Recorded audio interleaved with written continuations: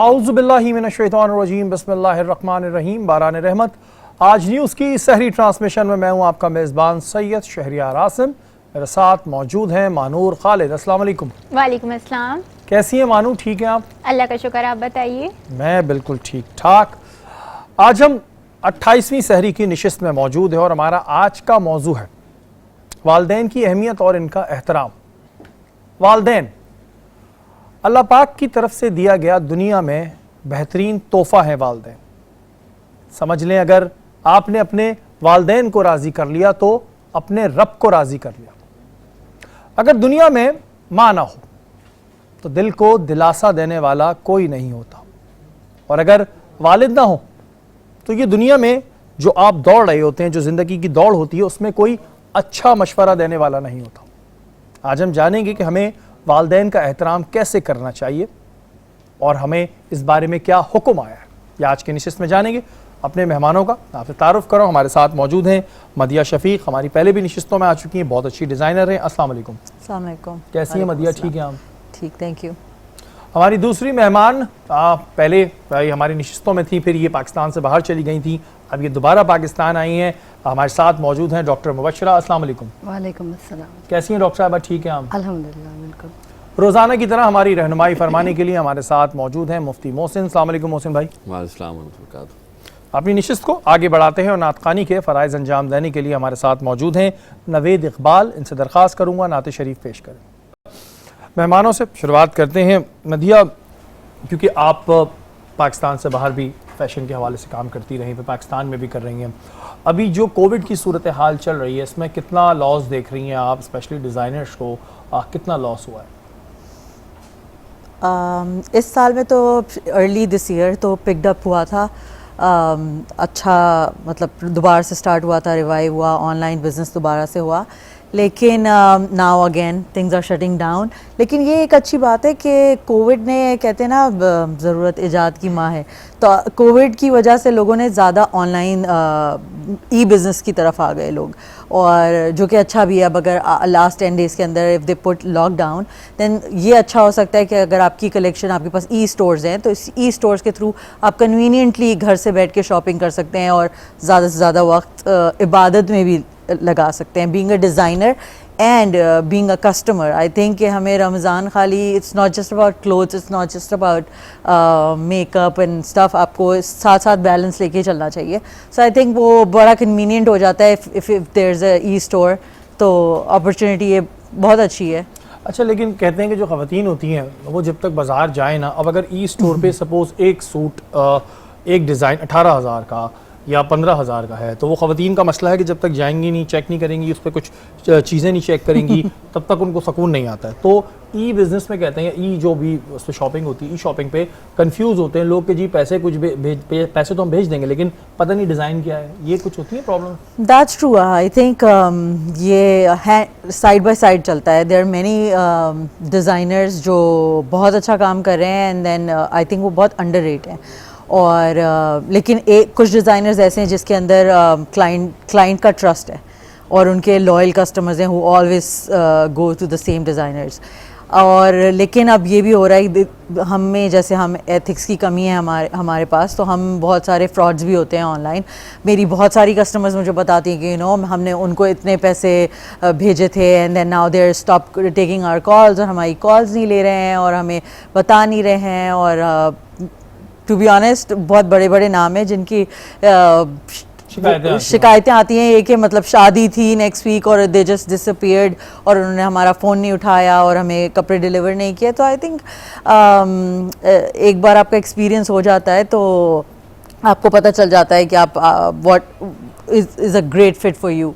अच्छा, एक चीज़ और है, जैसे आप लोग अभी आप पाकिस्तान में हैं, आप काफ़ी अर्से अमेरिका में मुकीम थी, अब जैसे आपके अभी भी जो बाहर के क्लाइंट्स हैं और आप उनको यहाँ से कपड़े भेजती हैं, लेकिन कोविड की वजह से शिपमेंट्स लेट हो रही हैं, ये हो रहा है, तो इसमें कितना इस वक्त फियर है उन लोगों को भी जिनके इवेंट्स हैं, और डिज़ाइनर को कितना फियर है?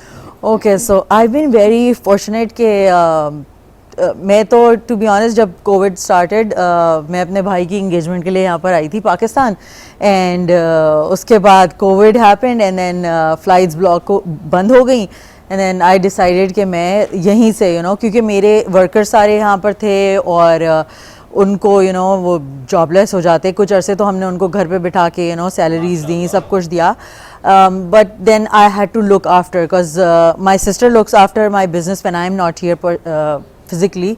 तो लेकिन उसके छोटे बच्चे हैं, not everybody is comfortable being around other people, इस वजह से आई वाज लाइक नहीं, I need to be here, क्योंकि मेरी रिस्पॉन्सिबिलिटी, इतने सारे लोग जॉबलेस हो जाएंगे और it's gonna affect so many families. तो फिर मैं यहाँ पर आई डिसाइडेड कि चलो लेट्स मेक कलेक्शन, इस टाइम को इस तरह से बनाते हैं कि अपनी कलेक्शंस पहले से रेडी कर लेते हैं एंड देन लेकिन अल्हम्दुलिल्लाह आई वाज फॉर्चुनेट इनफ कि जैसे ही मेरे क्लाइंट्स को पता चला कि after like 12 years I am again in Pakistan my self, तो दोबारा से वो 1 ऑर्डर 2 ऑर्डर 3 ऑर्डर, कुछ एक मेरी क्लाइंट है जिनकी बेटी की अभी शादी हो रही है, शी इज़ लाइक मदिया you are in Pakistan, I need to get clothes, तो वो मैं उनका पूरी फैमिली के ब्राइडल्स और सब कुछ कर रही हूँ।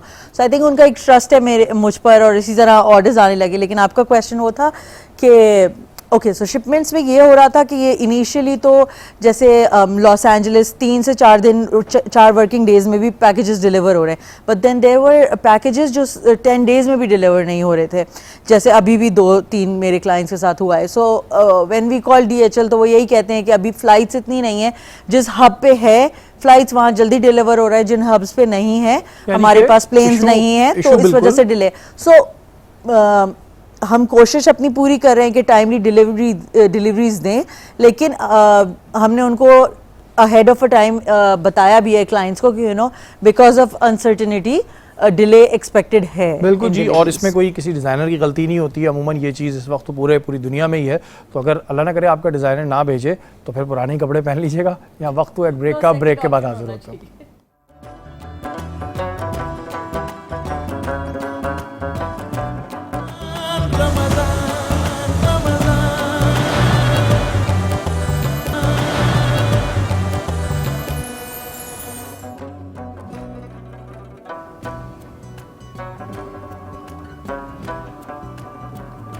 बारान रहमत आज यूँ उसकी सारी ट्रांसलेशन में एक बार फिर आपको खुश आमदीद कहते हैं। अभी दूसरी मेहमान की जानिब बढ़ते हैं। डॉक्टर मुबशरा, पाकिस्तान से आप चली गई थी, काफ़ी लोग जो है उसके बाद उनके वेट बढ़ गए, कुछ लोगों के बाल गिर गए, देन आप अगेन माशाल्लाह पाकिस्तान में हैं, कैसा जा रहा है आजकल काम, पहले ये बताएं। अल्हम्दुलिल्लाह स्लो है बट पिक करेगा। ज़ाहिर बात है कि वेडिंग्स का सीज़न है, वो राइट आफ्टर रमज़ान ईद के बाद भी शुरू होगा। अच्छा, जब आपको देखते हैं तो जहन में बहुत सारे सवाल आने लगते हैं। पहले आते हैं हेयर लॉस की जानिब। अच्छा, आजकल हर चौथे पांचवें बंदे का मसला है। लड़के तो बेचारे ज़्यादातर उनके बाल वैसे ही गिर जाते हैं, कुछ कहते हैं खारे पानी की वजह से गिर जाते हैं, कुछ की टेंशनों से गिर जाते हैं, और ख़वातीन के साथ भी ये मसला है। तो ये जो हेयर लॉस हो रहा है, इसके लिए क्या बेस्ट तरीका है कि हम किस तरह अपने बालों को बचा सकते हैं? कहते हैं सिल्की बाल जल्दी गिर जाते हैं, मोटा बाल देर से, किस तरह इस तरह की बातें होती हैं, अब आप बताएं। देखिए, फ़र्स्ट ऑफ़ ऑल ये डिपेंड करता है आपकी इम्यूनिटी कितनी स्ट्रॉन्ग है, नंबर 1। नंबर 2, आपका न्यूट्रिशन डाइट प्लान क्या है, जो भी आप खा पी रहे हैं कि वो हेल्दी है कि नहीं। थर्ड है पर्सनल हाइजीन, अगर आप हफ्ते में 3 से 4 दफ़ा हेयर वॉश कर रहे हैं, proper shampoo, conditioning. But most important ingredient is कि हम इंटरनली क्या टेक कर रहे हैं। काफ़ी लोगों को ये भी इशू है, ख़वातीन को, कि दूसरे फीमेल प्रॉब्लम्स होते हैं, एंडोक्रिनोलॉजी इश्यूज़ होते हैं, मेल का भी सेम है, हार्मोनल इश्यूज़ होते हैं। कहीं हार्मोन्स, मेल हार्मोन्स ज़्यादा हो जाने की वजह से भी होता है, कहीं कम हो जाने की वजह से होता है। तो बेसिकली ये मेडिकल इश्यूज़ हैं। तो अगर हम इसको केटर करते हैं, कोई भी एम्प्यूल लगाने से, शैम्पू, कंडीशनर, वो एक रिस्टोरेशन है, यानी आपको प्रिवेंशन नहीं कर रहा, आपका सिर्फ और सिर्फ मेंटेन कर रहा है। असल में अगर आपका मेडिकल इश्यूज़ है, उसको हमने जज आउट करना है, यानी आपने कंप्लीट CBC प्रोफाइल निकालना है, यानी ब्लड एनालिसिस हो जाए, एक्सरेज हो जाए, अल्ट्रासाउंड्स हो जाए कि कहीं कोई इश्यूज तो नहीं है मेडिकली इन्वॉल्व। अच्छा, जो कहते हैं कि जेनेटिक है कि जी इनके अब्बू को गिरे थे, होता जेनेटिक भी है, but most important I would say कि सिर्फ 2 चीज़ का अगर इनटेक अगर आप ज़्यादा करें तो फिर इशू नहीं होता। नंबर 1 इज़ विटामिन B12 और B6। अगर B12 3 मंथ्स लें, उसके बाद ब्रेक करें, फिर अनदर 3 मंथ्स लें। अच्छा, ये जो विटामिन आपने बताएं, ये ज़रा हमारी नाजरीन को आसान अल्फाजों में ये बताएं कि ये अगर खाने की किन चीज़ों में ये ज़्यादा होता है? कहते हैं मछली खाने से बाल नहीं गिरते, तो अगर कोई विटामिन्स ये किन जो हमारी जो नेचुरल फूड्स हैं उनमें किन में ग्रीन होते हैं? लीवी वेजिटेबल्स बहुत ज़्यादा इम्पोर्टेंट हैं। अगर आप 8 सब्जियां कोई भी ग्रीन लीवी वेजिटेबल्स ले लें, उसको मिक्स करके कॉकटेल बनाएं, यानी पानी में, ठीक है, तेल में उसमें नहीं। तेल में नहीं, पानी में आपने बनाना है। और उसके साथ साथ अगर सिंपल आप पाइनएप्पल्स ऐड इन कर लें, क्योंकि हाईएस्ट अमाउंट ऑफ ब्रोमेलिन जो एंटीऑक्सीडेंट कहलाते हैं फुल बॉडी का, वो पाइनएप्पल्स में बहुत ज़्यादा होते हैं। तो कोई भी ग्रीन लीवी वेजिटेबल्स 8 किस्म की आप ले लें, उसके अंदर पाइनएप्पल ऐड करें, क्योंकि आपको सुक्रोज भी चाहिए। तो वो एक ब्लेंड इन कॉकटेल हो जाएगा आपकी हेयर के लिए। ठीक है। अच्छा, कुछ लोग बाज़ार से शैम्पूज़ ले आते हैं एक्सपेरिमेंट के तौर पे। शैम्पू कंडीशनर्स होते हैं कि जी ये मार्केट में सस्ता वाला आया हुआ है या ये है, इसको लगा लेते हैं, उनके एड्स भी आ रहे होते हैं। तो क्या जो ये कोई भी शैम्पू होता है इसके इस्तेमाल से भी होता है कि जो सस्ते होंगे डेफिनेटली हमने जाली भी पकड़े, उसके केमिकल से भी असर पड़ता है बालों में? बिल्कुल बिल्कुल, बहुत ज़्यादा होता है। आई वुड सजेस्ट कि नॉर्मल अगर आप घर में जो भी शैम्पू इस्तेमाल कर रहे हैं, तो उसमें टी ट्री ऑयल्स आते हैं, aroma therapy oils, tree oil, tea tree, okay, ठीक है, उसके 10 कतरे उसमें ऐड कर लें, वो एंटी फंगल का काम करेगा। क्योंकि डैंड्रफ बहुत ज़्यादा हो जाता है, डर्मेटाइटिस होता है, स्किन के भी एक बहुत ज़्यादा बीमारियां होती हैं, चिपचिपाहटपन, काफ़ी लोगों को खुजली बहुत ज़्यादा हो रही होती है, और गर्मी का सीज़न होता है, दौड़े भी आ जाते हैं, अंदर पूरा सर भरा हुआ होता है। फिर एक दूसरे के टॉवल बहुत इस्तेमाल करते हैं जल्दी में हो, और कोम इस्तेमाल हो रहा होता है, और दूसरे शैम्पू कंडीशनर्स, तो ये सारा क्रॉस कंटामिनेशन है। तो इसको थोड़ा सा रिस्टोर अगर हम कर लें तो बहुत अच्छी बात है। जस्ट इन केस अगर टी ट्री नहीं मिलता, नीलगिरी जिसे हम कहते हैं, इक्लिप्टिस ऑयल, हमारे पूरे पाकिस्तान में इक्लिप्टिस ऑयल भरा पड़ा हुआ है। आपने सिंपल करना ये कि कंडेंस उसको थोड़े से पत्ते वगैरह तोड़ लें आप, और अगर आप उसको एक हद तक 4 या 5 पंच ऊपर से टाई आउट करें रस्सी से, और डार्क प्लेस पे रख दें 1 हफ्ते के लिए, वो ड्राई आउट हो जाएगा। अगर फिर भी आपको ड्राई आउट नहीं होता, माइक्रोवेव कर लें 250 डिग्रीज पे इसको 15 मिनट के लिए, तो पूरे वो पत्तों को सुखा देगा। सुखाने के बाद आप उसका पेस्ट बना लें, मींस ब्लेंडर कर लें, वो पाउडर टाइप बन जाएगा। उसको अगर आप अपने शैम्पूस या योगर्ट में इस्तेमाल करते हैं, तो एज अ योगर्ट ये कंपोनेंट बन जाएगा जो आपके हेयर को हेयर फॉल से रोकेगा। अच्छा, एक प्रॉब्लम और ये भी होता है कि बड़ा हम कंफ्यूज रहते हैं, कोई कुछ बोलता है, कोई रोज़ शैम्पू नहीं लगाना चाहिए, ये बात है? पर्सनल हाइजीन के मुताबिक तो हफ्ते में 2 से 3 दफ़ा मस्ट आपने, लेकिन अगर हम हफ्ते लगा रहे हैं, अगर रोज़ हम नहा रहे हैं, रोज़ शैम्पू लगा रहे हैं, मतलब अगर, तो उसमें अगर आपका शैम्पू अच्छा है, जैसे मैंने बताया, आप नीलगिरी यूकेलिप्टस कर लें, टी ट्री कर लें, लेमन स्क्वीज़ करके कर लें, तो कोई इशू नहीं है। Personal hygiene, because June July में इतनी हीट होती है, तो you need to cleanse out, यानी बैक्टीरिया को तो आपने ख़त्म करना है ना। अच्छा, बहुत सी लड़कियां ये चीज़ कराती हैं, अब तो लड़के भी कराने लगे जब लंबे बाल हो जाते हैं, कि वो रिबॉन्डिंग कराते हैं बालों में, और फिर कुछ लोगों के बालों में रोज़ाना वो लगता है, हेयर ड्रायर लगता है, बिल्कुल, तो ये नुकसानदेह है बालों में? बहुत ज़्यादा, मैसिव अमाउंट, क्योंकि जब आप कोई भी नेचुरल चीज़ को केराटिन करते हैं, स्ट्रेटन अप करते हैं, तो रूट जो है आपका 3 to 5 सेंटीमीटर वो अलाइव है, उसके बाद जितने बाल हैं वो डेड है, ठीक है। तो जब आप रूट से, जब ये स्ट्रेटनिंग होती है, तो आपने रूट ही ख़त्म कर दिया। फिर उसके अगर फर्स्ट उसके अलावा अगर जैसे रूट जब आते हैं तो वो स्ट्रेटनिंग कर रहे होते हैं, ठीक है। कुछ लोगों को रूट टचअप करने की भी ज़रूरत पड़ती है, तो वो एक अनदर केमिकल ऐड इन हो रहा है, तो वो एक बड़ी ज़्यादा हैज़र्डस, स्पेशली जो स्ट्रेटनिंग और ब्लो ड्राइज होते हैं, तो वो थोड़ा सा हीट ओरिएंटेड चीज़ें, तो उसको अवॉइड करें। नहीं अवॉइड होता तो बेसिकली हमने करना क्या है कि आपने ट्वाइस से थ्राइस अगर आप कर रहे हैं, उसके बाद आपने सिर्फ सिंपल योगर्ट लगाएं सर के अंदर, ये पूरे बालों में योगर्ट लगा के छोड़ दें। 1 घंटे के बाद आप वॉश आउट करेंगे, आपका बेहतरीन हेयर फॉल ख़त्म हो जाएगा। अच्छा, एक चीज़ और चलें, अच्छा हुआ जहन में आ गई कि कुछ लोग कहते हैं कि तेल रात को बालों में लगा के सोना नहीं चाहिए, सही है बात? नहीं, बिल्कुल भी नहीं, सिर्फ 1 आवर के लिए लगाना चाहिए, उसके बाद आप वॉश आउट करें, क्योंकि डिपेंड करता है कौन सा आप ऑयल लगा रहे हैं। जैसे सरसों का ऑयल लगा रहे हैं, जैतून नहीं, बिल्कुल भी नहीं, जैतून अगर आप लगाने, अगर ओवरनाइट छोड़ेंगे वो तो ड्राई करेगा। देखिए, पहले का ज़माना अलग था, 50 साल पहले अलग था, हर चीज़ आपको एक डिफरेंट अर्थ बेस मिलती थी। अब जो है क्योंकि अर्थक्वेक इतना आया, हमारी सॉइल चेंज हो गई, फ्लड्स इतने आ गए, तो वो जो न्यूट्रिएंट इन द सॉइल होता है ना वो ख़त्म हो गए हैं। ये तो आपने बड़ी अच्छी बात बता दी जी। बहुत से लोग सोते हैं, हम भी सोते हैं कभी कभी नहीं, तेल लगा के छोड़ देते हैं। एक घंटा आप कर एक लें घंटा और नहाने से स्टीम पहले कर लें या बाहर धूप में चले जाएं, 10 मिनट के लिए बैठ जाएं, आप बेहतरीन आपका वैसे। ट्रीटमेंट हो जाएगा। उसके बाद आप वापस आके वॉश आउट ये करें। तो हम बचपन से सुनते आ रहे हैं ना, वो कहते हैं ना सुनी सुनाई बातों पे बिलीव ना करो। जिन अंकल्स के बाल नहीं गिरते थे ना, वो कहते थे मैं नहाते ही तेल लगा लेता हूँ। अब वो हम सब सोचते थे यार ये लगा नहीं लेता नहीं, हूँ। लेकिन इसका ये भी मैं सही है। एग्री करूंगी। नहा के लगा के छोड़ बिल्कुल। दें। नहीं नहीं, आपने अगर शावर लिया और उसके फौरन बाद आके अपने अच्छा ऑलिव ऑयल, नहीं जैतून नहीं, का वो तो तेल, कहते थे जो मिले लगा लो, फिर सरसों लगा के का, छोड़ दो पूरे दिन। जैतून का तेल आप लगा लें। और काफ़ी लोगों के हेयर जो बहुत ज़्यादा थिक होते हैं, जो मैनेजेबल नहीं होते, अब जैसे सिरम्स हैं या अगर आप मूस लगाएं तो वो मच मोर केमिकल्स अगेन। तो अगर न्यूट्रिएंट, जैसे for instance for my self मैं बात करूँगी, मैं ये करती हूँ नहाने के फ़ौरन बस जैतून का तेल लगा लिया and I leave it in my hair, क्योंकि बहुत कर्ल है तो वो बिल्कुल फॉल इट मतलब अपनी प्लेस पे फॉल करता है। और उसके बाद आप एवरीडे वॉश आउट कर लें, कोई इशू नहीं है। कोई इशू नहीं है, लेकिन जैतून का तेल लगाएं और जो रात को लगा के छोड़ते हैं वो बिल्कुल ना करें। बहुत इंपॉर्टेंट सवाल था, सबके लिए समझ गए होंगे। है ना, डिज़ाइनर की अगर हम बात करें तो इसमें बहुत से ऐसे लोग होते हैं जो अपने नाम के साथ डिज़ाइनर लगाते हैं।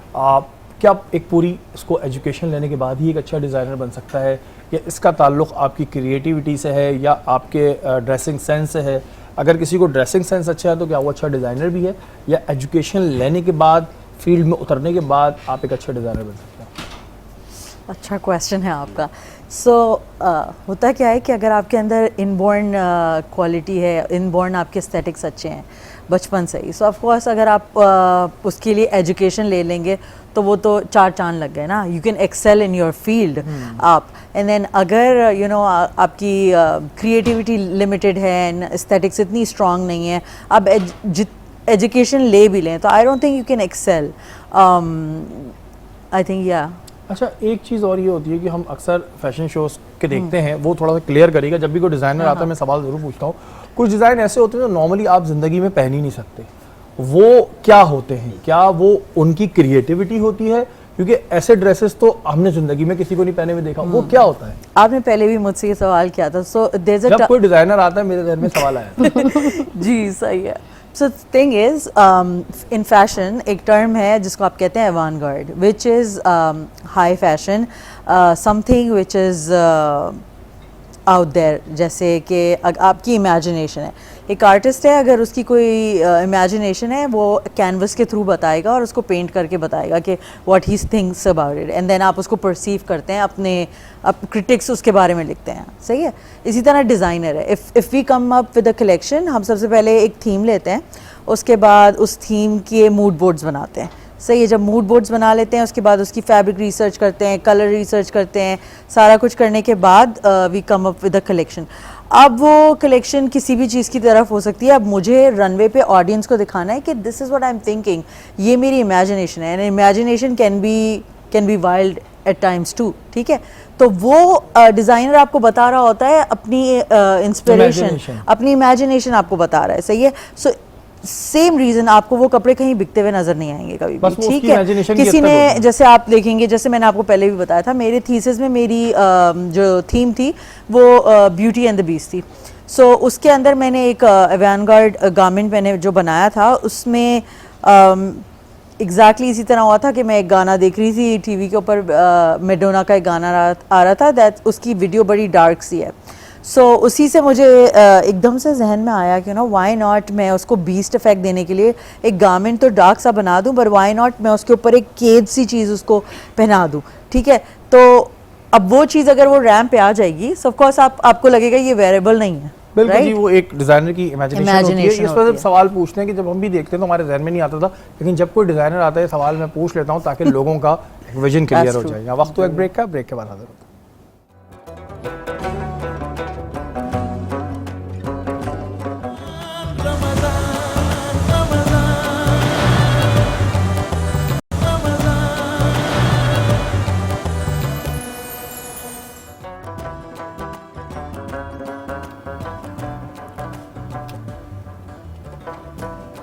बाराने रहमत आज न्यूज़ की सहरी ट्रांसलेशन में एक बार फिर आपको खुशामदीद कहते हैं। महानूर, क्या बनाया आपने, ये बताएं। आज मैंने फिंगर फिश बनाई है और उसके साथ मैंने सर्व करी हूँ रेड सॉस। फिंगर फिश बनाई है, तो ये फिंगर फिश में भी आपने कुछ स्पेशल किया है? बिल्कुल किया या है। ये एक सिंपल है जैसी मिल रही होती है? नहीं नहीं, इसमें भी मैंने बिल्कुल इसमें इनोवेशन एक ये की है कि सबसे पहले तो इसमें मैंने अपना घर का मसाला इसमें ऐड किया है, जिसमें मैंने अदरक लहसुन का पेस्ट, थोड़ी सी कुटी लाल मिर्चें, हस्बे जायका आप अपने हिसाब से कर सकते हैं, जो हमेशा मैं कहती हूँ। अच्छा, थोड़ा सा इसके अंदर मैंने हरी मिर्चों का भी पेस्ट डाला है, थोड़ा सा उसका टेस्ट इन्हेंस करने के लिए।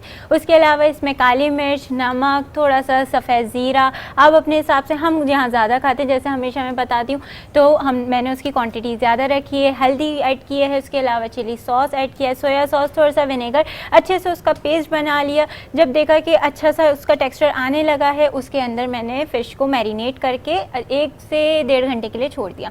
1 से 1.5 घंटे के बाद उसमें मैंने चाट मसाला ऐड किया और फिर दोबारा आधे घंटे के लिए छोड़ दिया। उसके बाद इसको कोटेड करके फ्राई कर लिया। कोटेड में मैं जो हमेशा बताती हूँ कि मैदे को पहले इसमें मैंने कॉर्नफ्लावर ऐड किया, थोड़े से मिक्स्ड हर्ब्स मैंने ऐड किए, 1 चुटकी लाल मिर्च, 1 चुटकी काली मिर्च, 1 चुटकी नमक, ये ऐड करके उसको मिक्स किया, उसमें उसको कोटेड करके अंडे के बाद क्रम्स में करके फ्राई कर लिया।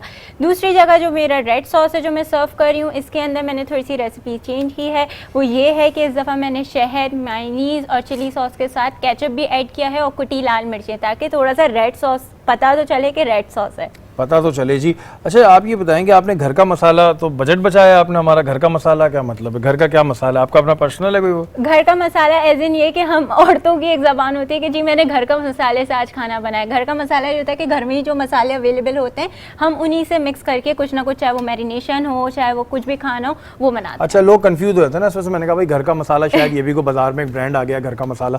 अच्छा, ये बताएं कि ये क्या है, ये क्या बना रही है? आइसक्रीम नजर आ रही है? बिल्कुल, आज मैं आइसक्रीम शेक बना रही हूँ, जिसमें मैं वेनिला और चॉकलेट आइसक्रीम से शेक बना रही हूँ। इसके अंदर मैंने वेनिला ऐड की है। हम यहाँ पे 4 सर्विंग करते हैं, तो मैंने अराउंड इधर 8 टेबलस्पून मैंने वेनिला आइसक्रीम के किए हैं और मैंने अपनी चॉकलेट यूज़ की है। चॉकलेट आप आइसक्रीम भी यूज़ कर सकते हैं, मगर बहुत ज़्यादा मिठास हो जाती, तो इसलिए मैंने हमारे हिसाब से यहाँ चॉकलेट यूज़ की है। चॉकलेट को मैंने दूध में मेल्ट करके उसको थोड़ी देर के लिए छोड़ दिया। अब मैं इसको ब्लेंडर में मिक्स करूँगी। इसके अलावा मैंने इसके अंदर 3 कंडेंस मिल्क के टेबलस्पून यूज़ किए हैं। उसके अलावा 1 पैकेट मैंने इसके अंदर क्रीम ऐड किया है और हम 4 सर्विंग में हम लोग इसमें 1 लीटर दूध यूज़ कर सकते हैं। आप अपने पे डिपेंड करते हैं कि आप उसकी कंसिस्टेंसी कितनी थिक करना चाह रहे हैं या कितनी लिक्विडी करना चाह रहे हैं, वो आप पे डिपेंड करता है। और हम 4 नहीं, हम 5 करते हैं। आप बनाती 4 हैं, फिर उसको आधा आधा करके 5 कर देते हैं। क्लियर बताया ना जी, लोग कंफ्यूज हो जाएंगे।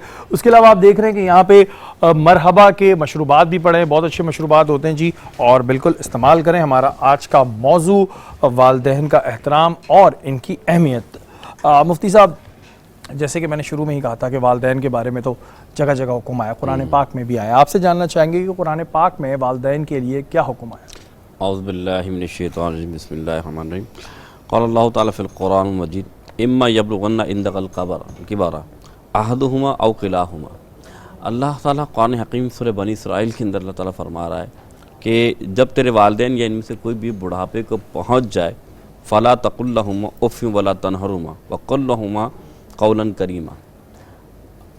अल्लाह ने वादे फरमा दिया कि तुम में से जो तुम्हारे वालिदैन हैं उनमें से एक या दोनों जब बुढ़ापे को पहुंच जाएं तो उनके सामने उफ़ नहीं करना, बल्कि क़ौलन करीमा, यानी कि अच्छे और नरमी वाले अंदाज से बात करना। सूरह बनी इसराइल के अंदर अल्लाह फरमाया। एक जगह अल्लाह ने फरमाया वबिल वालिदैन एहसानन, कि अपने वालिदैन के साथ एहसान करो। वालिदैन, वालिद या वालिदा, ये 2 इंसान जिनको अल्लाह ने ये मकाम व मर्तबा अता फरमाया कि वालिद को देखा जाए, अल्लाह ने अपनी रज़ा वालिद के रज़ा में रखी। वालिदा को देखा जाए तो अल्लाह ने फरमाया एहसान का और नरमी का सबसे बड़ा हकदार वो तुम्हारी वालिदा हैं। साहबी ने पूछा या रसूलल्लाह, यानी कि 3 मरतबा पूछा, तो तीनों मरतबा अल्लाह के रसूल ने ये फरमाया कि तुम्हारी माँ सबसे ज़्यादा एहसान का और तुम्हारी नरमी का और उनके हुकूक का हकदार है। उसके बाद फिर बाप का फरमाया। तो दोनों जो शख्सियात हैं, सबसे बड़ी बात कि रसूल खुदा सल्लल्लाहु अलैहि वसल्लम फरमा रहे हैं कि तुम में से वो शख्स जो है ना, वो शख्स कामयाब नहीं हो सकता, बल्कि हलाकत में पड़ जाएगा जो अपने वालिदैन में से किसी एक को भी ज़िंदा पाए और उनकी खिदमत करके अपनी मग़फ़िरत ना करें। अच्छा मोहसिन भाई, अब यहाँ पे एक सवाल आता है, जैसे आपने कहा कि वालिदैन के आगे उफ ना करो। समटाइम ये होता है कि अगर हम रिश्तों की बात कर लें तो चाहे लड़का हो या लड़की, अगर वो अपनी पसंद से शादी करना चाह रहे हो और पेरेंट्स जो हैं वो इस बात पे बज़िद हैं कि नहीं आप इसी से शादी करें, इस्लाम हक देता है अपनी मर्जी से शादी करने का, ऐसी सूरत हाल में क्या करें कि अगर माँ बाप का दिल दुख रहा है लेकिन आपकी पूरी ज़िंदगी गुजरेगी, तो ऐसी सूरत हाल में क्या? देखिए, बात तो ये है कि जो वालिदैन बयान फरमा रहे हैं, अगर वो खातून या वो घराना मुअज़्ज़ज़ घराना है और वैसे भी वो मामलात आपके बेहतर हैं, आगे ज़िंदगी भी वो लड़की भी मकसद जो है बेहतर है, तो फजीलत इसी में है कि वालिदैन की बात मान ली जाए। लेकिन अगर ऐसा है कि भाई आपने किसी को पसंद कर लिया है, बिल्कुल शरीयत इस बात की इजाज़त देता है, किस बात की, कि अगर लड़का लड़की देखते हैं एक दूसरे को पसंद फरमाते हैं, देखने से बाद एक नज़र देख लिया और पसंद कर लिया, तो अब लड़का लड़की ही को निकाह करने का जो हुक्म है, एक दूसरे को पसंद करने का जो हुक्म है, तो अब वो दोनों राज़ी हैं इस बात पर, तो बिल्कुल माँ बाप को मनाएं और मना कर वो शादी कर लें। लेकिन वही बात है कि अगर वो मान नहीं रहे तो फिर क्या किया जाए। मुख्तसर सी बात यह है कि वालिदैन को मनाया जाए, ना मनाए अगर उनसे बदतमीजी की ज्यादती करना ये तो जायज़ नहीं है। लेकिन अगर वो जायज़ नहीं, अगर वो ना मान रहे ना मान रहे तो आप कर सकते हैं, बिल्कुल कर सकते हैं, उसमें उनका अगर दिल वो हो रहा है तो वो वाली आप जिससे कर रहे हैं। फिर मैं बात करूं, वो लड़की यानी ख़ानदान ऐसा नहीं है, लड़की ऐसी नहीं है, तमीज़दार है और आपके कबीले से ईमान वाली भी मुसलमान है, तो अब आप वो कोई जायज़ काम नहीं कर रहे बल्कि जायज़ ही काम कर रहे हैं। लेकिन आप बेहतर समझ रहे हैं कि आप बालिग हैं, कि आप बेहतर समझ रहे हैं कि मैं जो फैसला कर रहा हूँ वो ठीक है, मोहब्बत से समझाएं, माँ बाप को नहीं समझ पे तो फिर भी अगर वो मान ले तो ठीक है, ना माने तो आप शादी की इजाज़त है। अच्छा मोहसिन भाई, एक प्रॉब्लम ये भी आता है कि अक्सर शादी के बाद जो बेगम घर आती है, क्योंकि ये बात किसी निशिस्त में की थी कि उसका फ़र्ज़ नहीं है खिदमत करने का, आपके माँ बाप की करे तो अच्छा है, ना करे तो उसका फ़र्ज़ नहीं। कभी कभी ये होता है कि फैमिलीज़ में आपस में होता है, कहीं आपकी बेगम की गलती होती है, कहीं आपके पेरेंट्स की जानिब से भी, ज़ाहिर एक एज हो जाती है, वैसे तो इग्नोर ही करना चाहिए, ज़ाहिर बड़े हैं, उनको रफू दरगुदर से काम लेना चाहिए जो बेगम है।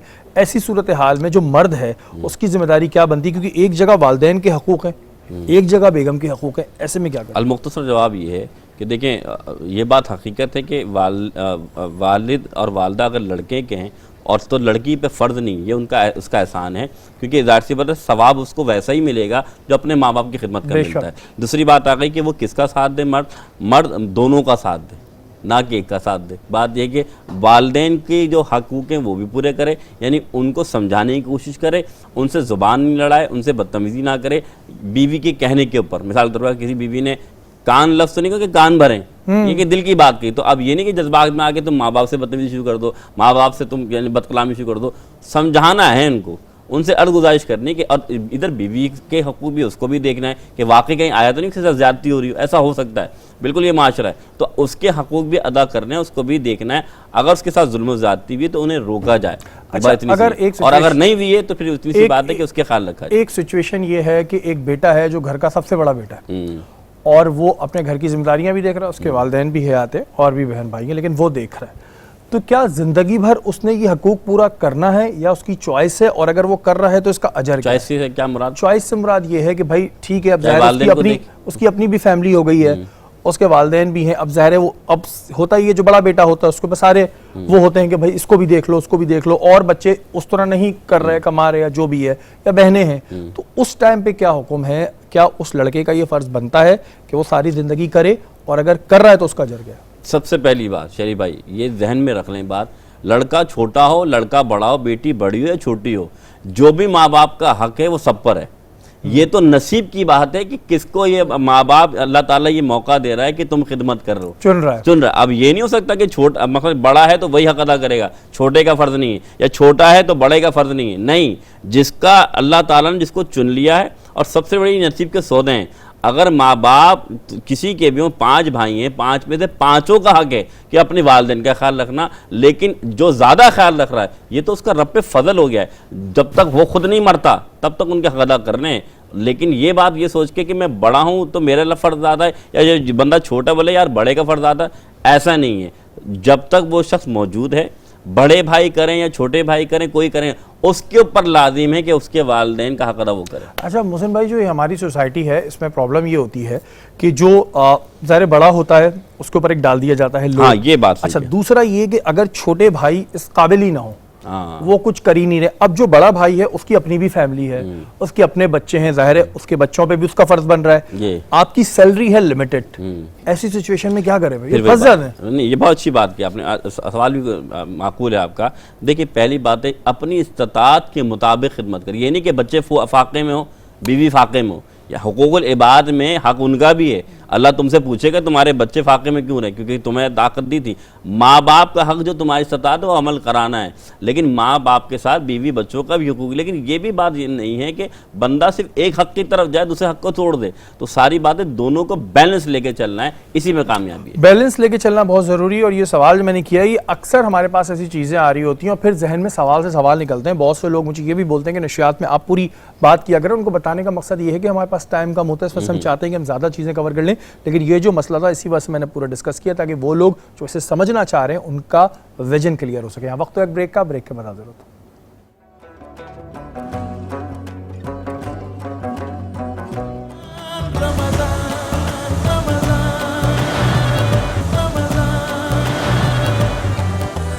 नाज़रीन, आप लोग देख रहे हैं कि सहरी का दस्तरखान इस वक्त सजा हुआ है और हमारे मेहमान जो है सहरी कर रहे हैं। अब पूछते हैं कि उन्हें कैसी लगी। मदिया, कैसे लगी आपको फिश? बहुत अच्छी है, अच्छी बनाई है उन्होंने। Thank you. आप डॉक्टर साहबा कैसी लगी आपको? ज़बरदस्त अच्छी पक्की बात है। ज़बरदस्त। अच्छा डॉक्टर साहब, बात होती है वेट लॉस की। तो मुझे ये बताएं कि जो लोग अपना वेट लॉस करना चाह रहे हैं वो बड़ा कंफ्यूज रहते हैं। कंफ्यूज इन सेंस कि क्या डाइट प्लान लेना है, क्या डाइट प्लान नहीं लेना। दूसरा ऑप्शन में हमारे पास होता है कि हम मशीन्स के थ्रू उसको वेट कम कर सकते हैं। क्या ये सेफ प्रोसीजर है? देखिए, आजकल इतनी न्यू टेक्नोलॉजीज़ हैं, जैसे फ़ैट फ्रीजिंग है। फ़ैट को हम फ्रीज़ कर देते हैं उस एरिया पे। जब वो फ्रीज़ आउट होता है तो उसके बाद वो डिवाइड होता है स्मॉल मॉलिक्यूल्स में, और वो पी और पू के थ्रू डिज़ोल्व होकर फ़ैट निकल जाता है आपके एक्सक्रीटरी सिस्टम से। तो ये एक लेटेस्ट है। दूसरी है रोलर्स, जो बहुत बड़े, इतने बड़े रोलर्स होते हैं, और उसको आप बाकायदा ऑयल करके फिर आप रन आउट करते हैं। तो जो भी जैसे कहते हैं ना कि फ़ैट न्यूड्यूल्स पैदा हो गए हाथ में, ये जगह जगह लेग्स पे हो गए, तो वो उसको बिल्कुल स्मूथ आउट करता है और अपलिफ्ट करता है। तो ये एक अच्छी न्यू चीज़ है, और डाउन टाइम कुछ भी नहीं है। आप आराम से आके अपनी 1 आवर की ट्रीटमेंट करवाएं और आपको रिजल्ट विद इन 2 वीक्स मिल जाता है। अच्छा, ये बहुत एक्सपेंसिव है क्या है? क्योंकि आप माशाल्लाह ये करती भी हैं, इस वजह से आपसे सवाल बनता है। बहुत एक्सपेंसिव होगा? बिल्कुल है, क्योंकि आपको 1 to 2 मंथ्स का वर्कआउट, आप उसकी जो बेनिफिट्स हैं, उसका जो इंच लॉस थेरेपी का सिस्टम है, वो आपको मिल रहा है within half an hour 1 hour. तो अगर आप 3 या 4 इंचेस ड्रॉप आउट कर रहे हैं तकरीबन 30 मिनट्स में, तो जाहिर बात है इसके अराउंड हम चार्ज करते हैं 10,000 पर ट्रीटमेंट। ठीक है। अच्छा, ये जो क़यास आराइयाँ हो रही होती हैं, जो बातें हो रही होती हैं कि जी ना कराएं, बड़ा मसला हो जाएगा और बड़ी काटम पीटी हो जाती है, और होने के बाद गुर्दे, लिवर, फेफड़े सब खराब हो जाते हैं, ऐसी हम बातें सुनते हैं। हमारे सामने कोई ऐसा केस नहीं है, ये बातें सुनते हैं। तो हम लोगों को किस तरह इस चीज़ की इंश्योर करा सकते हैं कि भाई इट्स अ सेफ ट्रीटमेंट? देखिए, फ़र्स्ट ऑफ ऑल, जैसे अगर मेरे पास जो भी पेशेंट्स आते हैं, उनका फ़र्स्ट एनालिसिस होता है। मैं पूरा ब्लड वर्क करवा लेती हूँ, अल्ट्रासाउंड रिपोर्ट्स, एवरीथिंग, और फिर उसके बाद हम प्रोसीजर स्टार्ट करते हैं, just to be make sure कि उनको पहले से कोई बीमारी तो नहीं थी। एंड देन जब हम ट्रीटमेंट स्टार्ट करते हैं, स्पेशली आफ्टर द बेबीज़ होते हैं, वो मदर्स जो बहुत एक पाउच के लिए, पर्टिकुलर पाउच के लिए आए हुए होते हैं, या पॉलिसिस्टिक ओवरीज़ के पेशेंट्स होते हैं, डायबिटिक है, या स्पेशली 60 प्लस ख़वातीन हैं जिनको मेडिकल इश्यूज़, अथराइटिस की वजह से डॉक्टर्स रेकमेंड करते हैं कि आप वज़न लूज़ करें, या इवन कार्डियोवास्कुलर हार्ट पेशेंट्स के लिए कि उनकी ब्लड, आई वुड से कि ब्लड फ्लो रेगुलेट नहीं हो रहा है, ब्लड प्रेशर बैलेंस आउट नहीं कर रहे हैं, तो उसकी वजह से वज़न लूज़ करें। अब घुटने ख़राब हो गए, भाग सकते नहीं ट्रेडमिल पे, बाहर जाके वर्कआउट नहीं कर सकते, तो क्या करेंगे? तो अब ये वो लेफ़्ट ओवर जो फैट डिपॉजिट्स है, वो इतने सालों का बना हुआ है, सारी बात है, इसको आई वुड से कि सेल्स को ब्रेक करने के लिए टाइम तो लगेगा। तो इस वजह से ये ट्रीटमेंट्स एस्थेटिक पॉइंट्स कम, मेडिकल हवाले बहुत ज़्यादा बैलेंस आउट करते हैं। अच्छा, क्या ऐसी बीमारियां होती हैं जिस पर आप लोग मना कर देते हैं? बिल्कुल। उन लोगों के लिए मैं जानना चाह रहा हूं कि अगर किसी के साथ इशू है, तो ऐसी क्या बीमारियां हैं जिसके ऊपर आप लोग ये ट्रीटमेंट नहीं करते? कॉन्ट्रोडिक्ट करेगी पेस मेकर्स, जो हार्ट के पेस मेकर्स पे होते हैं, नंबर 1। नंबर 2, अगर उनकी बॉडी में कोई मेटल लगा हुआ है कोई ट्रांसप्लांट हुआ है या नी सर्जरीज हुई हुई हैं, मेटल्स हैं, तो उनको फिर हम रेकमेंड नहीं करते। नंबर थर्ड, अगर आपकी एज बहुत ज़्यादा हो चुकी है लाइक 80s में और 75 में, तो कुछ पेशेंट्स को डायरिया की इश्यूज इशू हो आ जाता जाती है, है। बिल्कुल। दूसरी चीज़, अगर जब हम फैट जो फ्रीज़ आउट करने की ट्रीटमेंट है, उसमें ये इश्यूज़ होता है कि अगर आपको गैस्ट्राइटिस के इश्यूज़ हैं तो वो इतना प्रेशर नहीं बर्दाश्त करते। तो होता ये है कि आपका पूरा फैट, एक वैक्यूम होता है बेसिकली, पूरा फैट सक होता है, अंदर की तरफ जाता है, होल्ड करती है वो मशीन, उस फैट को फ्रीज़ करती है तकरीबन 500 डिग्रीज़ पे, यानी सॉलिड आपको बर्फ़ मिलेगी वो एरिया। तो वो एरिया को बर्फ़ करने के लिए ज़ाहिर बात है आपका जो पेशेंट है वो भी सेंसिबल होना चाहिए। अगर आपको फ़र्ज़ करें for instance psychological issue, phobias, exactly, तो उनको फिर हम नहीं करते बिकॉज़ वो हैंडल नहीं कर पाते। एवरी टाइम एंग्जाइटी इश्यूज़ हो जाते हैं, ये मेरे साथ क्या हो रहा है, मेरा पेट स्क्वीज़ हो रहा है, क्योंकि सर्टन टाइम्स ब्रूजिंग इफ़ेक्ट में होती है। उसके बाद ब्रूजिंग होती है, ज़ाहिर बात है, if you are freezing the fat for so long. और फिर उसके बाद हम यूजुअली रेकमेंड करते हैं कि आप मसाज खुद यानी पेट पे इफ़ यू लार्ज मूवमेंट्स कर लें, उसके बाद वो सूजन आहिस्ता आहिस्ता जाती है। एट दैट टाइम हम पेशेंट्स को यूजुअली रेकमेंड करते हैं 14 to 15 glasses per day water. अगर बिल्कुल पानी नहीं पिया, फैट डिपॉजिट होकर आपके ब्लड स्ट्रीम में आ जाएगा, उसके बाद फिर कोई ऑर्गन्स को हिट करेगा।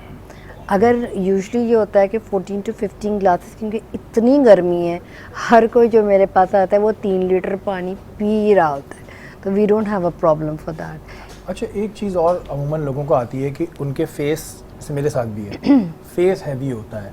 अब वो फेस की एक्सरसाइजेज बताते हैं लेकिन नॉर्मली इतना कर नहीं पाते हैं, तो फेस कम करने के लिए भी कोई ट्रीटमेंट आ रहा है? फेस कम करने के लिए है अल्ट्रा, जो 5D डिमेंशंस ट्रीटमेंट्स हैं, लेज़र शॉट्स होते हैं, और आपको पूरे यहाँ से लेके वो वी लिफ्ट करते हैं, जैसे हम कहते हैं ना वी लिफ्ट बिल्कुल चाहिए, वो आपको करते हैं। अब फॉर इंस्टेंस आप जैसे पेशेंट्स होते हैं तो उनको ज़्यादा ट्रीटमेंट्स की ज़रूरत है, क्योंकि एक पर्टिकुलर एरिया यानी चिन, स्पेशली ख़वातीन की चिन ही होती है, और ये कह दिया मेरे जैसे मजाक बन जाएगा मेरा। नहीं, आप जैसे का मतलब देखिए, काफ़ी लेडीज़ के इश्यूज़ ये होते हैं कि अगर बहुत ज़्यादा ओबीस हैं, आप ओबीस नहीं हैं, जेंट्स को भी हो जाता है ना फेस हाँ, आप ओबीस में नहीं आ रहे हैं, आप क्वाइट स्लेंडर लुक है, बट ये होता है कि लोअर ऑर्बिकुलर, क्योंकि आप टीवी, ज़ाहिर बात है टीवी मॉडल हैं, तो टीवी पे हर चीज़ ज़्यादा बड़ी आती है, तो उसकी वजह से उसको नज़र में रखने के लिए आपको और मज़ीद कट डाउन करना पड़ेगा। But it's safe? हाँ बिल्कुल, सबसे सेफ। अब तो Botox fillers I would say कि यूरोप में तो ऑलमोस्ट बैंड हो रहा है, they are not doing it anymore, most expensive. हाँ, मोस्ट डिस्कस करेंगे कि ये वाइटनिंग इंजेक्शन जो होते हैं इसके क्या साइड इफेक्ट होते हैं, क्योंकि अमूमन लोग कहते हैं, लेकिन जो लोग अभी टीवी देख रहे हो देख लें कि भाई ये फेस हैवी आता है, ये टीवी पे थोड़ा बड़ा आता है, तो वैसे ना कहा करें कि हैवी हो रहे हो। मदिया, मुझे बताएं कि आपको शौक कैसे हुआ, आपके फैमिली में से कोई था इस फील्ड में, किस तरह आप डिज़ाइनर बनी, ये जर्नी क्या थी? क्योंकि आप मुसव्वरा भी हैं, मुसव्वरा मीन पेंटिंग बहुत अच्छी बनाती हैं आप, और वो देखी हैं आप, एग्जीबिशन पता नहीं क्यों नहीं करती हैं, ये शौक कैसे हुआ? शौक तो इस तरह हुआ कि आई थिंक मेरे बचपन से ही मुझे शौक था, I was on creative side, और बचपन में मेरे पेरेंट्स थोड़ा बॉदर भी होते थे कि ये क्या है, ना इसको खाने का होश है, ना स्कूल का होश है, बस खाली ड्राइंग्स करती रहती थी मैं, और मुझे इतना एक्नॉलेज करते थे, बहुत सारे लोग एक्नॉलेज भी करते थे, तो मुझे अच्छा लगता था। एनीवे, आई थिंक ये मेरे जीन्स में भी है, क्योंकि मेरे दादा जो हैं वो ही was the founder of Khadi in Pakistan. पहली खादी जो है मेरे दादा ने बनाई थी।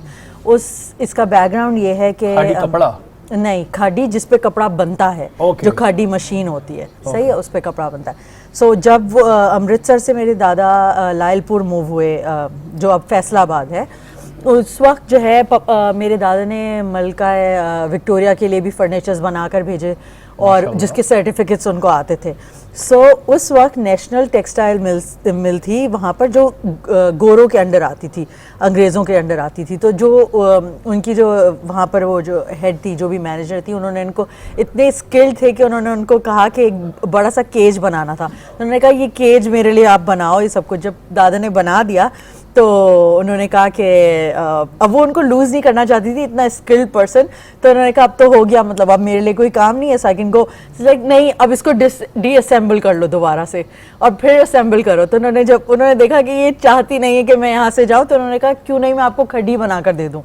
और फिर उन्होंने पहली खड्डी बनाकर पाकिस्तान में दी थी उनको, जिसके उनके पास सर्टिफिकेट्स भी थे, जिसमें कपड़ा बनता है। एंड देन फिर ये हुआ कि मेरे ताया, मेरे अब्बू, इन लोगों ने फिर मशीन्स के अंदर जो शटल लगता है, जिसके अंदर बॉबिन लगती है, उस पर थ्रेड लिपटता है और वो उससे कपड़ा बनता है, ये सब चीज़ हमने बचपन से देखी है, ये होते हुए अपने घर में देखी है। एंड देन फिर जब कपड़ा बनता गया तो फिर मेरी अम्मी भी एक तरीके से हाउसवाइफ भी थी और एंटरप्रेन्योर थी कि उन्हें वो कपड़ा सेल करती थी, एग्जीबिशंस करती थी, इवन टाई एंड डाई घर में कर लेती थी खुद।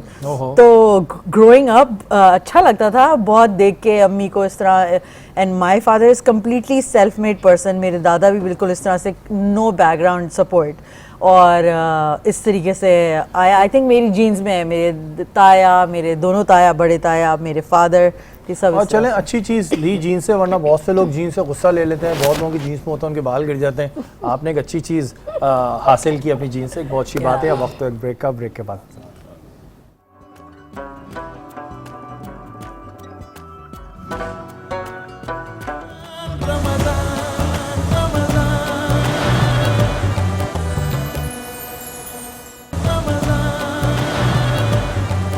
ये बहुत अहम है, कीमती है।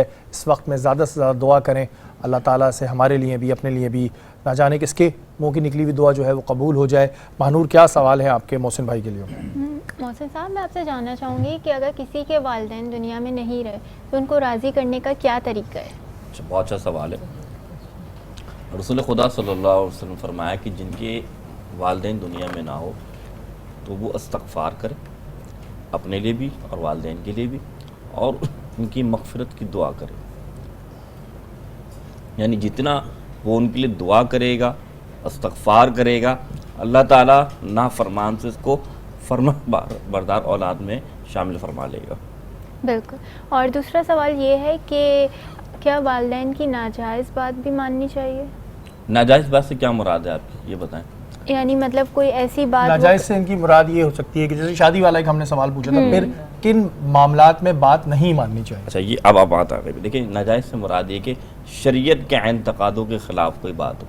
मिसाल के तौर पर माँ बाप कह रहे हैं नमाज नहीं पढ़ो, नमाज पढ़ना हुक्म है, रोज़ा नहीं रखो।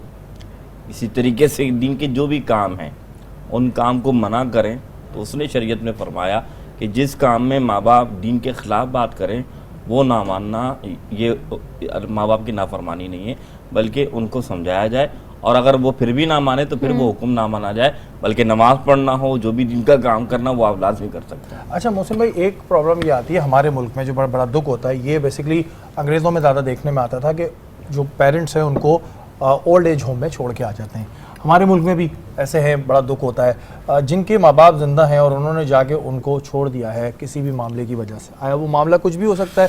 जब हम जाते हैं ओल्ड एज होम तो वो कहते हैं कि जी हमारी वालदा का कुछ नफ्साती तवाज़ुन ख़राब हो गया था, अलग अलग इश्यूज़ होते हैं, उनके लिए क्या हुक्म है? जब बच्चा रोता है, माँ आराम कर रही होती है, माँ ने उस वक्त बच्चे को नहीं छोड़ा जब उसको अकल नहीं थी, जहन में सुकून नहीं था, उसको किरदार का पता नहीं था। बच्चे का रोना कोई और नहीं बता सकता, माँ ही बताती है कि बच्चे को भी प्यास लगी है, भूख लगी है। तो बात यह है कि माँ पागल हो, बाप नफ्सियाती हो, या हाथ पैर से गिरे लूना लग रहा हो, किसी भी हुक्म में माँ बाप को नहीं छोड़ा जा सकता। कुरान का हुक्म है कि उनमें से कोई भी एक बुढ़ापे को पहुँच जाए तो उनके साथ नरमी से पेश आओ, और उनके साथ अपने भी उस वक्त भी उफ मत करो, और उनके साथ हुस्न सलूक से पेश आओ, जिस तरह वो बचपन में तुम्हारे साथ हुस्न सलूक से पेश आते थे। और बिल्कुल ये बात उन तमाम बच्चों के लिए है कि जब आप छोटे होते हैं ना, जब बच्चा छोटा होता है, हमारा ही बच्चा है, तो पता चलता है कि वो ऐसी चीज़ें मांगता है, ऐसी चीज़ें करता है कि आप बहुत परेशान हो जाते हो, बहुत एग्जॉस्ट होते हो, लेकिन आप उसको छोड़ते नहीं हो, प्यार करते रहते हो। अगर आपके वालिदैन उस एज में पहुँचते हैं, कहते हैं ना बच्चा और बूढ़ा बराबर होते हैं, तो फिर आपको गुस्सा क्यों आने लगता है? आप क्यों अजीब से होने लगते हैं? अपनी आखिरत बचाएं वो तमाम लोग जिन्होंने अपने माँ बाप को छोड़ा हुआ है। मोहसिन भाई, एक चीज़ ये है कि मैं सपोज़ एक बाप हूँ और मैं चाह रहा हूँ कि मेरा बच्चा डॉक्टर बने, बट मेरे बच्चे की थिंकिंग नहीं जी उसने आर्टिस्ट बनना है, या उसने फोटोग्राफर बनना है, या उसने डिज़ाइनर बनना है। तो ऐसी सूरत हाल में क्या किया जाए? क्या बच्चे को उसके हाल पे छोड़ा जाए या हमें अपनी मर्जी उसके ऊपर डालना ज़रूरी है? देखिए, पहली बात ये, मर्जी डालने से मुराद ये समझिए कि वो मर्जी जो कि शरीयत के ख़िलाफ़ ना हो। मिसाल के तौर पे अगर आपका बच्चा, मिसाल के तौर पे आमतौर पे ऐसा होता तो नहीं कि वालिदैन की मान लेते हैं, लेकिन अगर आपका बच्चा मिसाल के तौर पे जो अल्लाह उसके रसूल का कानून है उसके ख़िलाफ़ कोई चीज़ जाके बनना चाह रहा हो, इस तरह समझ लीजिए कि अगर एक शख्स डॉक्टर है तो डॉक्टर अच्छा यानी कि अच्छा शोबा है, अच्छा प्रोफेशन है, इसके बजाय अगर कोई डाकू बनना चाहे, और डाकू का तो बाप का हुक्म ये है। चलिए वो तो बात आपकी ठीक है, डाकू तो कोई नहीं बनना चाहेगा। सपोज मैं चाह रहा हूँ कि ये डॉक्टर बने, उसको पुलिस में जाना है, उसका शौक है, और मैं इस बात पे बजिद हूँ कि नहीं तुमने डॉक्टर ही बनना है। अब उसकी चाहे एबिलिटी है या नहीं है, मैं उसको डॉक्टर बनाने के चक्कर में लगाऊं अपनी खुशी के लिए? नहीं, इसमें हुक्म ये है, देख लीजिए, अगर दोनों काम जायज़ हैं और दोनों काम खिलाफ शरिया नहीं है, तो अगर माँ बाप अगर इस पर राज़ी नहीं, तो पहले तो हुक्म ये फजीलत इसी है कि वो माँ बाप की मान ले। मैं क्यों मान ले? इसकी मिसाल इससे कि हुज़ूर सल्लल्लाहु अलैहि वसल्लम फरमाते हैं, अगर मेरी माँ जिंदा होती और मैं नमाज़ पढ़ रहा होता नमाज, और मेरी माँ मुझे आवाज़ देती, तो मैं नमाज तोड़कर पहले अपनी माँ की बात सुनता। ये हुक्म है रसूल खुदा का। तो मुराद क्या है कि अगर नफिल नमाज तुम पढ़ रहे हो और माँ तुम्हें आवाज़ दे, तो तुम फ़ौरन तोड़कर माँ की बात सुनो। लेकिन मोहसिन भाई, इसमें बच्चे की एबिलिटी कितनी मैटर करती है? अब एक सपोज बच्चा है, वो पढ़ने में अच्छा है ही नहीं, उसको पता है कि मैं पढ़ने में अच्छा हूँ नहीं, लेकिन मेरे आगे आपने किताब खोल दी, वही वाली बात ना कि कुरान को समझ के पढ़ो। ये वाली बात हम करते हैं कि समझ के पढ़ो, सिर्फ ये नहीं कि पढ़ लिया।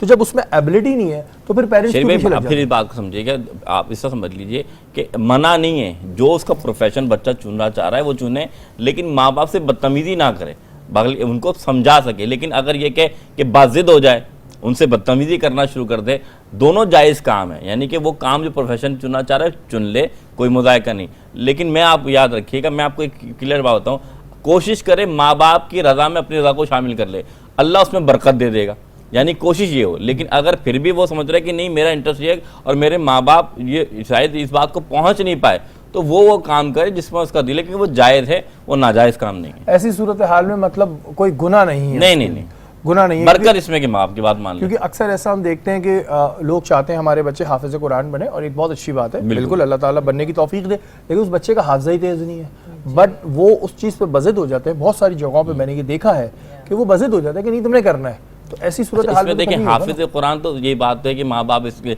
अल्लाह ताला उन्हें जन्नत में एक ताज पहना रहा है, यानी कि जब रोज़े महशर, तो ये तो अच्छी बात है, और कोशिश अल्लाह करे बच्चे के अंदर एबिलिटी आ जाए।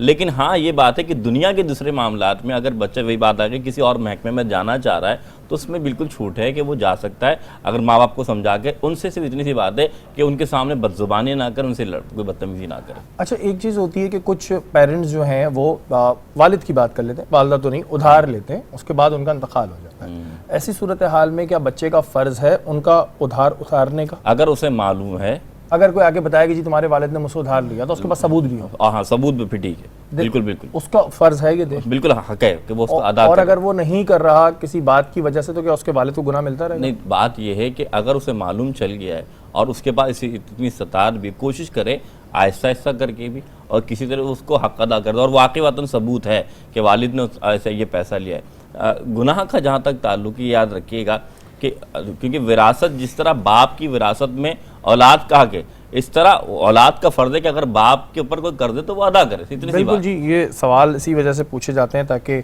लोगों का विजन क्लियर हो, क्योंकि लोग बड़ा परेशान रहते हैं इन चीज़ों को लेके। मदिया, मुझे ये बताएं कि बात अभी आपने बताया कि आपका एक बैकग्राउंड भी था, सारी चीज़ें बताई। जो डिज़ाइनर्स होते हैं इनके अमूमन सूट महंगे क्यों होते हैं, और क्या कोई डिज़ाइनर ये सोच के बनाता है कि यार चीज़ अच्छी है, सस्ती है, और मैं लोगों के लिए बना दूँ? ऐसा होता है? वरना इतने महंगे होते हैं कि हम तो वापस ही आए थे। नहीं, to be honest I think different ranges होती हैं। अगर एक चीज़ मास प्रोड्यूस्ड है तो ऑफ कोर्स उसमें उसकी प्रोडक्ट बनाने की कॉस्ट कम आ रही है, सो ऑफ कोर्स वो अगर मास प्रोड्यूस है तो वो क्वांटिटी के ऊपर प्रॉफिट ले रहे हैं, सही है। अगर एक चीज़ एक्सक्लूसिवली बन रही है जस्ट फॉर यू, आपके लिए डिज़ाइन हो रही है, तो ऑफ कोर्स वो मटेरियल भी आपकी सोच के एक ही मटेरियल लिया जाएगा, एंड देन एक टेलर आपको दिमाग में रख के आपके लिए बनाएगा, तो ऑफ कोर्स वो मास प्रोड्यूस नहीं है। एक ही चीज़ बन रही है आपके लिए, एक्सक्लूसिव है, तो ऑफ कोर्स उसकी प्राइस उस तरीके से अच्छा ज़्यादा मुझे ये होती है। बताइएगा, ये जो रेप्लिका आती हैं ये कितना नुकसान देती हैं डिज़ाइनर को? मदिया ने एक चीज़ निकाली बड़ी मेहनत से, उसके बाद वही बाज़ार में बिक रही है 600, 700, 1200, 1300, कितना दुख होता है? क्या ये नुकसान है आप लोगों को? आप कहते नहीं खैर है। हाँ, नुकसान तो नहीं, मैं टू बी ऑनेस्ट मेरी अपनी वो है कि आपको एज अ कॉम्प्लीमेंट लेना चाहिए अगर आपको कोई रेप्लिकेट कर रहा है और आपको तो you are able to inspire somebody, कोई आपसे इंस्पायर हो रहा है तो इससे अच्छी कोई बात नहीं है। नहीं अच्छी बात है जी, इन्होंने इतना बुरा नहीं माना।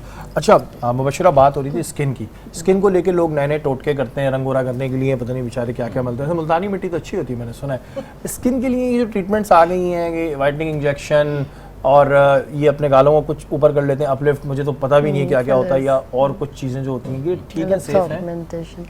नहीं, डिपेंड करता है कि काफ़ी पेशेंट्स को कि क्या चीज़ सूट हो रही है। अब अगर आपके ऊपर if you are like 50-60 years old और अगर आप 30 का बनना चाह रहे हैं और आपने काफ़ी बोटॉक्स फिलर्स कर लिए, वो सूट भी नहीं कर रहा होता है। हाँ, तो जो डिपेंड बहुत ही ऑन आर्टिफिशियल लग रही है। बहुत ज़्यादा, and depend on your doctor कि उनको कंसल्टेशन करना चाहिए प्रॉपरली। जैसे स्किन एनालिसिस करने के बाद एक ग्राफ आता है जिसे हम कंप्यूटर पे बनाते हैं कि अगर आप ये ट्रीटमेंट कराएंगे बिफोर आप फेस आपका ये फिर है, ऐसा हो जाएगा। आफ्टर आपको ये सूट हो या ना हो, इवन कलर्स कॉम्बिनेशन। ना गोरे होने का यहाँ पे एक बहुत बड़ा कॉन्सेप्ट है, क्योंकि अगर हम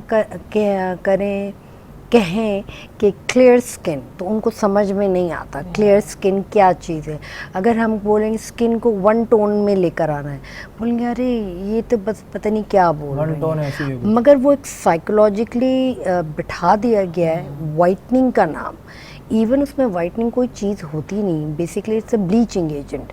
अब वो ब्लीचिंग एजेंट बहुत ज़्यादा आपकी स्किन को भी डैमेज करता है। तो अगेन फिलर्स, बोटॉक्स, अपलिफ्टिंग ना, जो अपलिफ्टिंग अल्ट्रा जैसे हम बात कर रहे थे दैट्स परफेक्ट। अगर आपको अपने सिर्फ 1 to 2 स्किन टोन डाउन चाहिए, जैसे आपका ओरिजिनल 20-30 ईयर्स पहले था, according to the seasons change, year change, medical issues हो गए, तो आपका स्किन आहिस्ता आहिस्ता ख़त्म हो जाती है। अच्छा, इसमें डॉक्टर्स का एक, फिर कुछ ऐसे डॉक्टर्स भी हैं जिनको मैं एड देखता हूँ तो वो इस तरह के होते हैं कि एक 65 ईयर्स की खातून है और वो उनको बता रही होती हैं कि ये इन्होंने ट्रीटमेंट कराया तो 9 ये 30 साल की लगने लगी। तो ये ऐसी हवा में होती है बातें, मतलब सच बताना चाहिए ना कि ऐसा नहीं होगा, और बेचारा करा लेता देखिए जाके। ये तो वही वाली बात हुई ना कि बिफोर आपने वेडिंग के ऊपर मेकअप कर लिया, बिल्कुल कैमोफ्लेज कर लिया, चेंज कर दिया। जब वो सुबह हुआ, जब मेकअप उतरा तो वो कुछ और ही चीज़ थी। बात तो वही हुई ना कि बेसिकली कॉस्मेटिक प्रोसीजर्स वो करने चाहिए आपको जो आपकी स्किन पर अच्छी लगे, आप पर अच्छे लगे। फर्स्ट करें, अगर आप नॉर्मल हाउस वाइफ है जिनका काम होगा चूल्हा एंड ऑल, और आप खूब सारी ब्लीच लगा रही हैं तो ज़ाहिर बात है स्किन तो डैमेज होगी। बट आपकी एज के मुताबिक if you are media person तो आपको मेंटेनेंस पे आना चाहिए। सबसे अच्छी चीज़ आई वुड सजेस्ट कि कोकोनट वाटर पीते रहें और गन्ने का जूस रोज़ाना, बिल्कुल, उससे आपके इलेक्ट्रोलाइट बैलेंस होंगे। अंदर की जो न्यू स्किन आती है वो, जैसे कहते हैं ना हम 6 मंथ्स में रीजनरेट होती है। कितने टाइम में असर करेगा? 3 मंथ्स में। अगर आप रेगुलर 1 मंथ आपने गन्ने का जूस पिया, दोनों साथ पीने या एक महीना? फर्स्ट करें आपने कोकोनट वाटर लंच पे ले लिया, 5 बजे के टाइम पर आपने गन्ने का जूस पी लिया, उसमें लेमन और अदरक डाल के आप पिए, आपका पेट भी अंदर जाएगा। और गैस्ट्रोइंटेस्टाइनल डिसऑर्डर जिनको है, यानी पेट ख़राब रहता है, हाजमा ख़राब रहता है, तो उनके लिए ये बहुत ज़्यादा मुफीद है। और प्लस आपके स्किन के लिए डॉक्टर मुबशरा ने बड़ी खतरनाक चीज़ बता दी, क्योंकि पता है क्या होगा, हमें मार्केट में ये भी महंगी मिलने लगी। हमारे यहाँ जो चीज़ का फ़ायदा बताओ वो ऐसी आसमान पे जाती है, तो भाई इसको महंगा मत कर देना कि इससे स्किन अच्छी हो रही है, अभी किसी ने बता दिया तो आप लोग इसका फ़ायदा उठाएं। अच्छा है ना, टाइम कम है, एक सवाल आपसे मेरा रह गया था, क्योंकि मैंने आपकी पेंटिंग्स देखी हैं, आप बहुत अच्छी पेंटिंग्स बनाती हैं, आई वाज रियली अमेज्ड कि आप इतनी अच्छी पेंटिंग बनाती हैं, तो आपने उस फील्ड को क्यों नहीं चुना? क्या उसमें ज़्यादा पैसा नहीं है? क्योंकि हमारे मुल्क में ये बड़ा मसला, डिज़ाइनिंग में पैसा बहुत है, रीज़न क्या था चुनने का? पेंटिंग करना, I think that's a therapy for me. मैं जब भी कभी भी एंग्शियस फील करती हूँ या कुछ करती हूँ, तो मैं जब पेंट करती हूँ तो that just calms me down. तो वो मेरे लिए पेंटिंग कभी भी एज अ प्रोफेशन था नहीं। सो मुझे बस पेंट करने में अच्छा लगता है। और टू बी ऑनेस्ट जब कोई मुझे कहता है ना तुम ये अपनी पेंटिंग्स बेचती क्यों नहीं होता, सर नहीं कोई, देयर लाइक माय बेबीज, मैं अपने मतलब मैं इनको बेचना नहीं चाहती, मैंने इतनी मेहनत से इतनी फीलिंग्स इन्वॉल्व करके इनको बनाया है, आई डोंट थिंक मैं इनको बेचना चाहती हूँ। सो इस वजह से आपने नहीं किया, वरना लोग कहते हैं डिजाइनिंग में पैसा ज़्यादा। आपने बड़ा पेंटिंग में इंटरेस्ट लिया, आप भी बनाती थी पेंटिंग? नहीं, मगर मेरे ऐसे बहुत से दोस्त हैं जो पेंटर्स हैं और सेम उनके भी यही थॉट्स हैं कि जब हम कभी कुछ बनाया है ऐसा? एप्पल बचपन में बनाते थे, apple banana, house, flower, school ये में- हमारी ड्राइंग में आता था। स्कूल में जो पेंटिंग होती थी बस उतनी की, उसके अलावा कभी मैंने ट्राई और नहीं हम किया। लोगों को बड़ा मसला होता है, ये याद आता है ना, डायग्राम्स बनानी होती थी, मैंने मैं बायोलॉजी बनाती ले ली थी थी, तो बचपन में। डायग्राम इतनी मुश्किल होती मैंने थी, बायोलॉजी इसलिए और वो छोड़ी थी। फिर एक पेपर पे हम उसको बना के ऐसे ऐसे स्केच करते थे, वो बहरहाल एक मुश्किल काम होता है। आप दोनों मेहमानों का बहुत बहुत शुक्रिया, आप हमारी नशिस्त में, अल्लाह करे आपकी जो जायज़ ख्वाहिशात हैं वो रमज़ान मुबारक के महीने पूरी हो। बात हो रही थी वालिदैन की हकूक़ और उनकी अहमियत के हवाले से। जाते जाते सिर्फ उन लोगों को मैसेज देना चाहता हूँ कि जिनके वालिदैन ज़िंदा हैं लेकिन ओल्ड एज होम में, खुदारा अपने वालिदैन को वापस ले आएँ, क्योंकि जब उस दुनिया चले जाएंगे और आपको एहसास होगा तब तक बहुत देर हो चुकी होगी। मुझे और महानूर को इजाज़त दीजिए, मेरी नशियात का वक्त इस वक्त ख़त्म हो गया। कल इंशाअल्लाह ताला दोबारा मुलाकात होगी, तब तक के लिए पाकिस्तान जिंदाबाद।